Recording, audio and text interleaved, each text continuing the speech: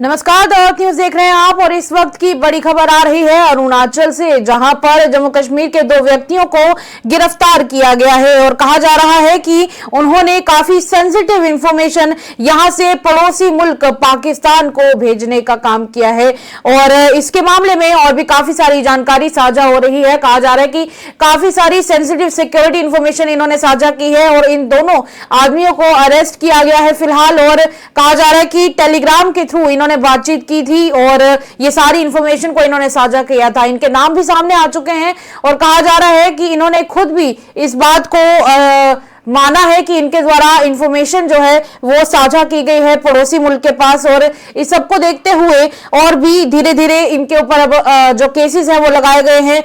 UAPA के तहत और भी काफी सारे कानूनी एक्ट इनके ऊपर लगाए गए हैं, केस को दर्ज किया गया है। मेरे साथ अमन जो है वो जुड़ चुके हैं, अमन शर्मा हमारे कॉरेस्पॉन्डेंट, जो कि इस मामले में बाकी की जानकारी हमारे साथ साझा करेंगे। अमन, मेरी आवाज सुन पा रहे हैं आप? जी जी जी बिल्कुल। अमन, कहा जा रहा है कि अरुणाचल प्रदेश से 2 जम्मू कश्मीर के लोगों को फिलहाल अरेस्ट किया गया है क्योंकि उन्होंने पाकिस्तान यानी कि पड़ोसी मुल्क को कुछ इंफॉर्मेशन शेयर की है। क्या ये बात सच है?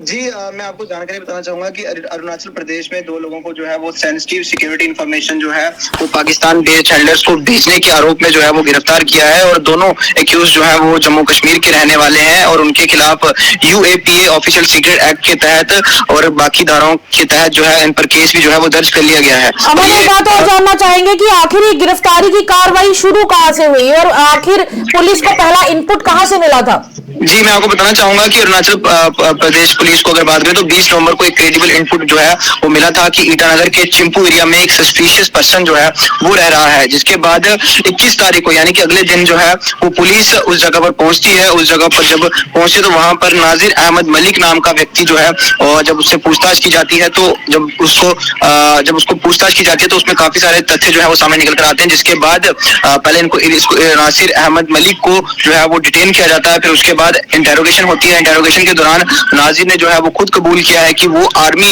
इंस्टॉलेशन से जुड़ी सेंसिटिव इंफॉर्मेशन जो था वो कलेक्ट करता था और उसे पाकिस्तान बेस्ड हैंडलर्स को जो था वो इनक्रिप्टेड टेलीग्राम चैनल्स के थ्रू जो था वो भेजा करता था। ये जो टेलीग्राम चैनल है, कुछ पता चला है कि इस टेलीग्राम चैनल का आखिर नाम क्या है? अमन जी इसका टेलीग्राम चैनल का नाम मैं आपको बताना चाहूंगा तो अल अक्सा चैनल का नाम है और ये इनक्रिप्टेड टेलीग्राम चैनल से लिंक था, जिसके बारे में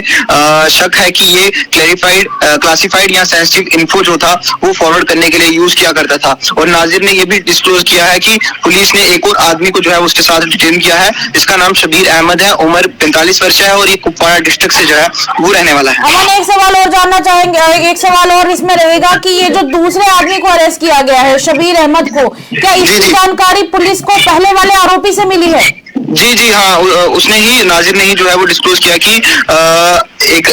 डिस्क्लोज करने के बाद कि एक और शख्स है जो कि इस काम मेरे साथ था और जिसके बाद जब शबीर को पकड़ा गया उससे जब पूछताछ हुई तो उसने भी कबूल किया कि वो भी पाकिस्तान बेस्ड हैंडलर के कांटेक्ट में था और उसने भी अनलॉफुल एक्टिविटीज के लिए डायरेक्ट इंस्ट्रक्शंस जो थे वो मिलते थे। फिलहाल पता चला है कि ये दोनों किसको ये सारी इंफॉर्मेशन आगे पहुंचा रहे थे? क्या इनका कोई और भी साथी है जिसके तहत या फिर जिसके तक ये सारी इंफॉर्मेशन इनके द्वारा पहुंचाई जा रही थी? देखिए अभी इन्वेस्टिगेशन जो है वो ऑनगोइंग है और दोनों एक्यूज को जो है वो अरेस्ट कर लिया गया है और इन्वेस्टिगेशन अभी भी जारी है और पुलिस के मुताबिक ये एक सीरियस नेशनल सिक्योरिटी मैटर बन चुका है, जिसके बाद अभी और भी जानकारियां चेक की जा रही हैं और भी कनेक्शन चेक किए जा रहे हैं कि इनके तारे कहां तक जुड़ी हुई हैं और ये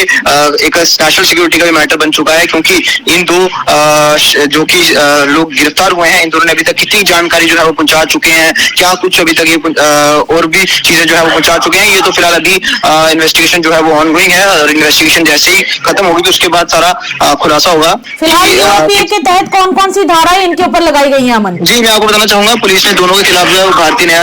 न्याय संहिता ऑफिशियल सीक्रेट एक्ट और अनलॉफुल एक्टिविटीज प्रिवेंशन एक्ट और आईटी एक्ट के तहत जो है वो पर केस दर्ज किया गया है। एक आखिरी सवाल अमन, जानना चाहेंगे कि ईटानगर जहां से ये अरेस्ट किया गया है इसे और दूसरी तरफ वहां के जो आसपास के इलाके हैं वहां पर सुरक्षा को लेकर अभी फिलहाल क्या इंतजाम चल रहे हैं? क्या वहां की पुलिस के द्वारा कोई और इन्फॉर्मेशन साझा की गई है कि सिक्योरिटी से रिलेटेड क्या चल रहा है वहां पे? अभी तक जो चिंपू एरिया है, ईटानगर का चिंपू एरिया है, वहां पर इसी सस्पिशियस पर्सन को देखा गया था और पुलिस के इनपुट्स के मुताबिक ही पुलिस वहां पर पहुंची थी, जिसके बाद इन दो लोगों की गिरफ्तारी हुई है। लेकिन फिलहाल अभी पुलिस जो है लगातार इनसे पूछताछ कर रही है और जैसे ही पूछताछ खत्म होगी तो उसके बाद आगे की ओर पुलिस जो है वो करेगी, कार्रवाई करेगी और उम्मीद है कि जम्मू कश्मीर पुलिस तक ये जो दो पर्सन है ये पहुंचाए जा सकते हैं। चलिए, उम्मीद यही जताई जाती है कि इन लोगों को जल्द से जल्द जम्मू में लाया जाए, जम्मू कश्मीर लाया जाए, क्योंकि जाहिर सी बात है कुलगाम के रहने वाले हैं। इसे फॉलो करते रहिएगा अमन और हमारे व्यूअर्स के साथ इंफॉर्मेशन साझा करते रहिएगा। शुक्रिया। Thank you. अमन हमारे साथ जुड़े हुए थे और अमन ने बताया है कि जिस तरीके से अरुणाचल प्रदेश में इन दो व्यक्तियों को अरेस्ट किया गया है, दोनों ही कुलगाम के रहने वाले हैं और इन्होंने काफी सेंसिटिव सिक्योरिटी इंफॉर्मेशन को पड़ोसी मुल्क तक पहुंचाने का काम किया है और कहा जा रहा है कि इनके पास एक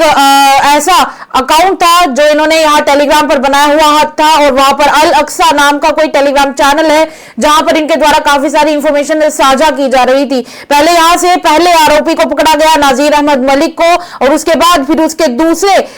हेल्पर को पकड़ा गया शबीर अहमद को और इसके बाद फिर दोनों ने यह माना है कि इनके द्वारा कम्युनिकेशन लगातार बनाया जा रहा था और इसी के साथ फिलहाल इन दोनों को अरेस्ट किया जा चुका है और आगे की कार्रवाई अभी जारी है। रही बात ईटानगर की, तो वहां पर फिलहाल अभी सुरक्षा एजेंसियां इस काम पर जुट चुकी हैं और इन दोनों से लगातार एक के बाद एक पूछताछ जारी है। हो सकता है कि जम्मू कश्मीर में भी जल्द ही इन दोनों को लाया जाएगा और जम्मू कश्मीर पुलिस के हवाले किया जाएगा। चलिए, इससे जुड़ी जो भी अगली जानकारी होगी आपके साथ जरूर साझा करेंगे। फिलहाल के लिए स्पेशल रिपोर्ट में इतना ही, इजाजत दें।